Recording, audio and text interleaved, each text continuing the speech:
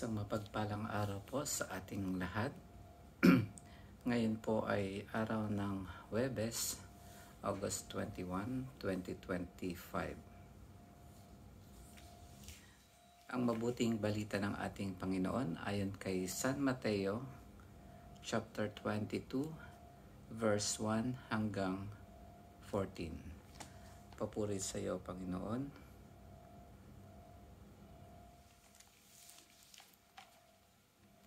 Muling nagsalita sa kanila si Jesus sa pamamagitan ng talinghaga. Sinabi niya, ang paghahari ng Diyos ay katulad nito.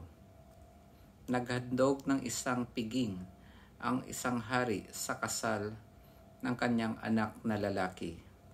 Sinugo niya ang kanyang mga alipin upang tawagin ang mga inanyayahan, ngunit ayaw nilang dumalo. Muli siyang nagsugo ng ibang mga alipin at kanyang pinagbilinan.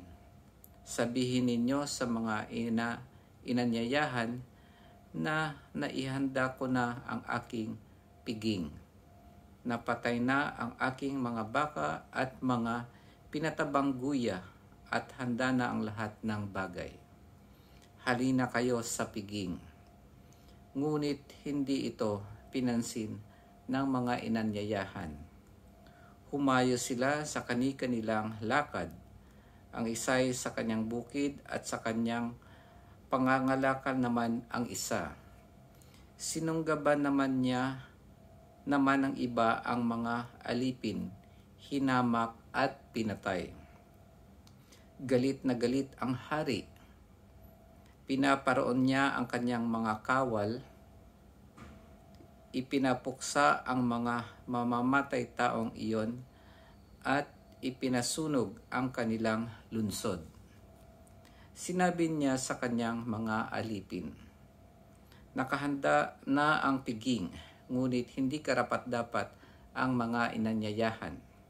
Kaya't pumunta kayo sa mga lansangang matao at inyong anyayahan sa kasalan ang lahat ng makita ninyo. Lumabas nga sa mga pangunahing lansangan ang mga alipin at isinama ang lahat ng natagpuan, masasama't mabubuti, anupat na puno na ng mga panauhin ang bulwagang pangkasalan. Pumasok ang hari upang tingnan ang mga panauhin at nakita niya roon ang isang taong hindi nakadamit pangkasalan. Kaibigan, bakit ka pumasok dito nang hindi nakadamit pangkasalan? Tanong niya. Hindi nakaimik ang tao. Kaya't sinabi ng hari sa mga katulong, gapusin ninyo ang kanyang kamay at paa at itapon siya sa kadiliman sa labas. Dooy mananangis siya at magngangalit ang kanyang ngipin, sapagkat marami ang tinatawag, ngunit kakaunti ang nahihiram. Ang mabuting balita ng ating Panginoon. Pinupuri ka namin, Panginoong Hesukristo. Ang haba ng ating mabuting balita sa araw na ito. Pero ang aking pong reflection ay maiksi lamang po. Ang isang piging o isang kasalan po ay may ihahalin tulad natin sa grasya ng Diyos.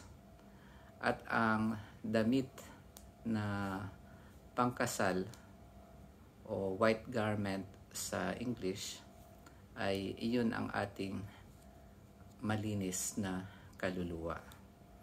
Kaya ang panawagan sa atin ng Panginoon para matanggap natin ang grasya ng Diyos, kailangan natin ng malinis, na maging malinis ang ating kaluluwa.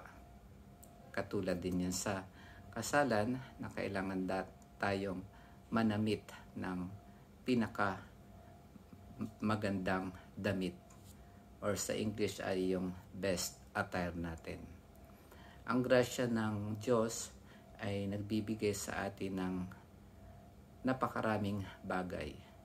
Ito ay nagpapala sa atin, nagbibigay ito ng lakas sa atin para mapagtagumpayan lahat ng mga pagsubok sa buhay. Ito yung nagpapabanal sa atin at kumbaga ito ang kailangan natin para tayo maging perpekto at matupad natin ang hinihiling ng Diyos na mahalin siya ng buong puso, kaluluwa at isip, at ganoon din mahalin natin ang ating kapwa kung papaanong minahal tayo ni Kristo.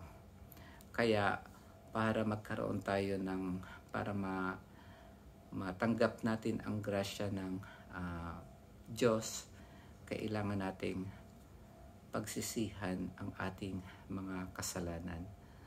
Ikumpisal ito sa ating sakramento ng kumpisal. Kapag ginawa natin ito, magiging malinis ang ating kaluluwa at matatanggap natin ang grasya ng Diyos. Parang katulad yan ng kapag umuulan, yun ang grasya ng Panginoon, at yung payong, yan yung mga kasalanan natin. Kapag nagpapayong tayo, hindi tayo nababasa o hindi pumapasok ang grasya ng Panginoon. Kaya maganda na tanggalin natin yung payong o kaya pagsisihan natin ang ating mga kasalanan, ihingi natin ang tawad sa ating Panginoon sa pamamagitan ng sakramento ng kumpisal. At sa paraan na yon ay matatanggap natin ang grasya ng Diyos. Sa tingin ko ay napakalinaw na niyan na reflection natin at sana ay na liwanagan po tayo. At sana magawa po natin na dumulog sa Panginoon, saliksikin ang ating konsensya sa mga pagkakasala na ating nagawa, pagsisihan ito at humingi tayo ng tawad sa Panginoon. Bilang Katoliko, pumunta po tayo sa ating sakramento ng kumpisal para ma-absolve tayo sa ating mga kasalanan. Yun lamang po at maraming salamat sa pakikinig. God bless po.